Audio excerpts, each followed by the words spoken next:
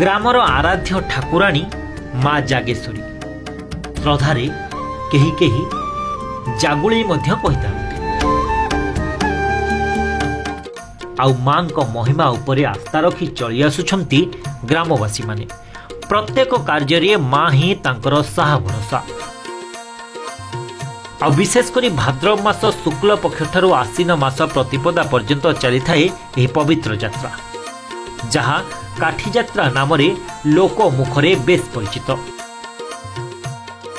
पुरी जिला सत्यवादी अळुगुम ग्राम दीर्घ 500 वर्ष धरी पालित होई आसुछि एही यात्रा।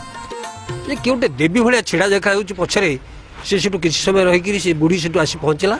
अरे बापरे मत टे शगड़े बसैनी ना मु देखुचु माँ मोर अवस्था या बुढ़ा बलद बुढ़ा लोक मु शगड़ 5 गड़ शगड़ पार हो गला जापारूनी ना तू मत बसई दे शगड़ छाए छाए गड़ब।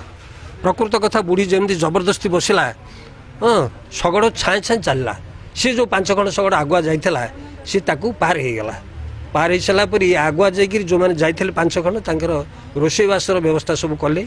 किए बुढ़ी कला ये माँ जागेश्वरी बुढ़ी रूप से पनीपरिया चाउल कुआड़ू जाला आनिला से माँ जानी एमाने गला बेलू रोषे सब सरी खाई बसिले डाकिले खाई बसा माँ मुंड हलैला कहला मु खाइबिनी तुम पिला खाओ। खाई सारा टिके निद्रा समस्ते हेले कहीं दूर बाटर आसछंती स्वप्न हला तांकू अपरूप बेश जागेश्वरी ठाकुराणी चतुर्धा मूर्ति रूप छिड़ा होती शनिनायक पाखे। शनिनायक गंडीनायक जे तू मत निए जे मु कटके लोक मत कहले मु भेंडा खाऊची बोली मनीष कौन ठाकुराणी कौन के मनीष रक्त पीए के मत भयर सब फोपाड़ी देले महानदी की। मु बुड़ीकी थी महानदी भितर ये तो शगड़ चक बाजार मु उठिली तू जो रही मत शाग पखाड़ जहाँ देवु गाधेक मत भोग देवु। विशेषकर 2 दिन धरी यह यात्रा को अति धूमधाम रे पालन करिथांती ग्रामवासी। प्रथम दिन रे मां को आविर्भाव हेबा परे 22 हाथ 6 आंगुल उच्चता विशिष्ट एक सालुआ काठी उपरी भागरे एक पितल गरा को रखा जाई कता रसी सहायरे भल भावरे बंधा जाइथाय। या परे सालुआ काठ को श्रद्धालु माने देइथिबा मानसिक नुआ लुगा को रजक सेवायत माने कुंच करी बांधि थांती। ठाकुराणी को पूजार्चना शेष हेबा परे उक्त सालुआ काठ को सेवायत माने कांधरे कांधेई मंदिर चतुर्पार्श्व 3 थर परिक्रमा करिथांती। आमर भाद्रव मास शुक्ल पक्ष षष्ठी तिथि ठाकुर मुह खोल जाए से नवदिन यात्रा प्रतिपदा तिथि जाके यात्रा हुए।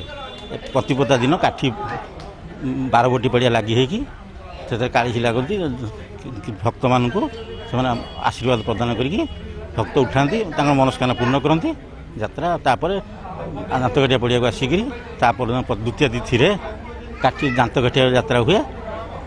चारिपट भोग ठाकुराणी खाती पाचिरी भोग तापर गंभीरा को माँ परिक्रमा परे सालुआ काठ को मंदिर अल्प दूर रे थिबा बारवाटी पड़िया को नहीं सेठारे यहाकू पोता जाइथाय।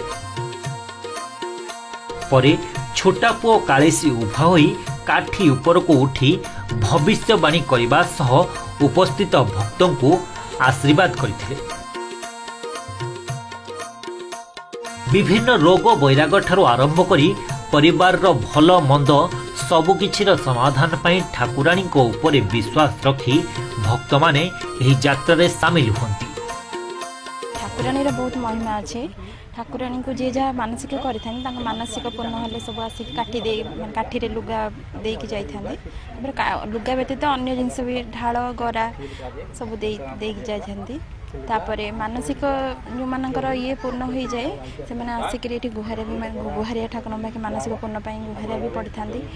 आग काल ठाकुराणी बहुत महिमा आम सब शुणी आसचु पूरा प्रत्येक ठाकुराणी। हाँ बहुत भल लगे माँ महिमा बहुत से 12 खंड अळुगुम 12 पड़ा ये 12 खंड मौजारे मैंने समस्त विश्वास जे माँ मैंने बहुत दया। विज्ञान जेते अग्रगति कले मध्य एबे भी गाँ गहली रे लोकमानंक मनरे भरी रहिछि भगवत विश्वास, जहाँ एही काठी यात्रा पर्वरु स्पष्ट बारी होई पड़े। Pipili Ditikrishna Pattanayak report OTV।